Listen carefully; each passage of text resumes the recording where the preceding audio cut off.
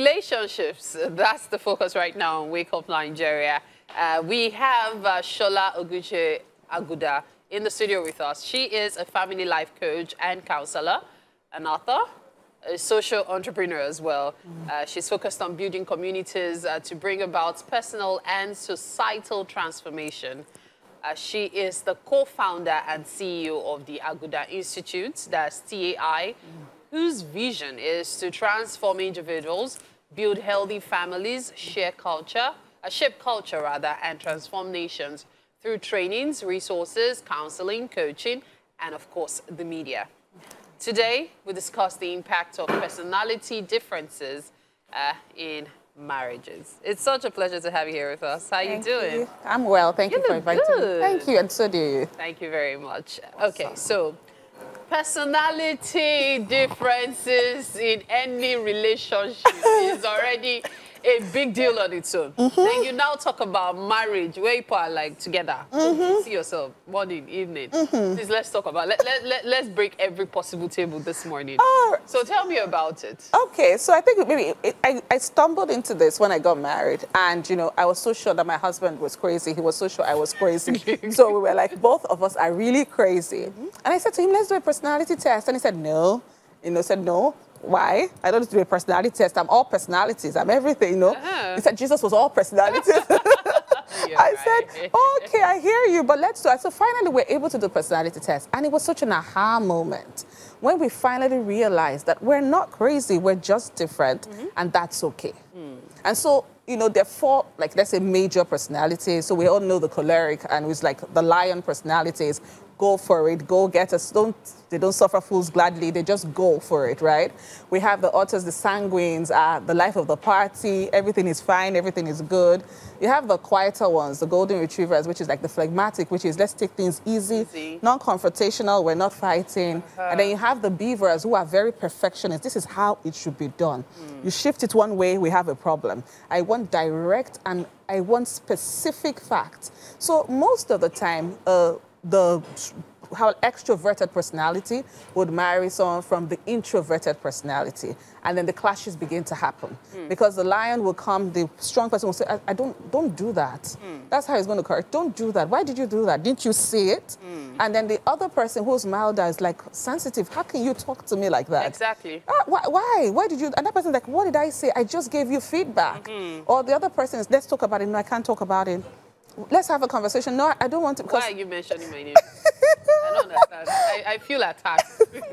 So I think learning the different personalities, I think this is one part of marriage that is really ignored, because I found out that as we began to understand each other's personalities, we began to give each other grace. And so I began to see, okay, this is him. He's not trying to be mean to me, but where are the areas you can adjust? And where are the areas I can adjust? So quick example. So if you come to me and you say, Sola, I need to talk to you about something, we're going to talk about it now.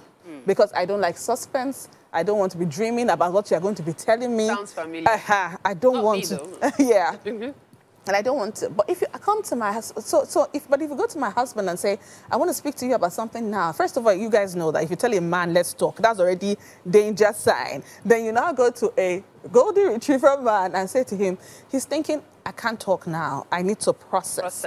So how did we solve that? I said to him, you know, if I come to you and I want to discuss something with you, you have to tell me whether I will ask, is it a good time or is not a good time? If it's a good time, you tell me it's a good time. If it's not a good time, you give me a good time within a specific hour period. It's not a good time till 2079. No, it's specific. 2079, you didn't do that. No, it's specific hour period. Why are you attacking us? No, sorry. But if it's an emergency, we deal with it now. And that has helped, right? And then he knows that if I'm speaking and I'm being, like you see me being passionate, I'm not attacking. I'm just talking. But if he feels that it's going, you can say, Shola, that's a bit too much. You want to bring it down a bit? And I check, because I know that, okay, there's something I'm doing that is causing some, you know, some instead of him trying to match up with you. He won't even match up. They'll just shut down. Yeah, that's what we do. Just shut down. Just shut down. You know what? And then that's what the people call malice. They say keeping malice. But really, you just want your space and peace and quiet. That's it. So true. So now we have this different personality. What then happens? Because I'm pretty sure that there's this all talk about compatibility and all. So that means that there are certain things that you are similar at. Definitely. And I'm referring to temperament as Yes, well. yes. Yes, you might be phlegmatic. Yes, you might be the other way. But then there will be certain things that you more or less mirror each other. Definitely. When you have such personality traits, how do you manage them? So the truth is that you won't even be together if you didn't have alignment in major Absolutely. areas. So that's what has brought you together. And then you know that sometimes even the differences. So I would say, I really wanted to marry a calm man, right? And then if the calmness is not calming, like they say, I'm like, what's that? This is not what I did. So I think managing them first is, first of all, understanding each other's personality. I always recommend every couple should do a personality test. They're amazing ones, the 16 personality test. There's the Gary Smalley animal personality test. Because the first place is awareness. What are we dealing with? And then when you know that, then you're like, okay, can we understand each other? And then the third thing is, what are the adjustments that you need to make? Without adjustments, no marriage can work. Absolutely. There's no marriage that's ever worked by saying, this is me and this is you. So the knowledge of the personality is not so to... Or you know the way I've been.